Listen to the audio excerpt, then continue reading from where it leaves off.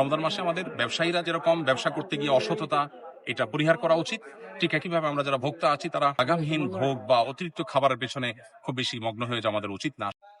আহ প্রথম কথা হলো, রমজান মাসটা হলো সংযমের মাস, ধৈর্য ধারণের মাস। আমাদেরকে সবর করতে হবে। যারা ব্যবসা বাণিজ্য করছেন তারা যদি দ্রব্যমূল্যের ঊর্ধ্বগতির জন্য কোন রকম কারসাজি করেন, তারা যদি জিনিসপত্র দাম বৃদ্ধি করবার জন্য যদি তারা কৃত্রিম সংকট তৈরি করেন, তাহলে সেটা কখনো মুসলমান সুলভ আচরণ নয়। ঠিক একইভাবে আমরা যারা সাধারণ মানুষ আছি, আমরা যদি রমজান মাসে অতিরিক্ত খাবারের পেছনে মগ্ন হয়ে যাই, আমরা যদি অস্বাস্থ্যকর খাবার ইত্যাদি খেয়ে যদি আমাদের আমলের যে অভ্যাস বা সুযোগ সেটা যদি বন্ধ করে ফেলি, সেটা কখনো গ্রহণযোগ্য নয়। এই জন্য রমজান মাসে আমাদের ব্যবসায়ীরা যেরকম ব্যবসা করতে গিয়ে অসততা এটা পরিহার করা উচিত, ঠিক একইভাবে আমরা যারা ভোক্তা আছি তারা লাগামহীন ভোগ বা অতিরিক্ত খাবারের পেছনে খুব বেশি মগ্ন হয়ে যাওয়া আমাদের উচিত না। সংযমটা সর্বত্র আমাদের প্রদর্শন করা উচিত। দেখুন, সিয়াম শব্দের অর্থই হলো বিরত থাকা। রমজানের প্রধান আমলই হলো সিয়াম বা রোজা। এর অর্থই হলো বিরত থাকা, অর্থাৎ কিভাবে আমি আত্মনিয়ন্ত্রণ করব।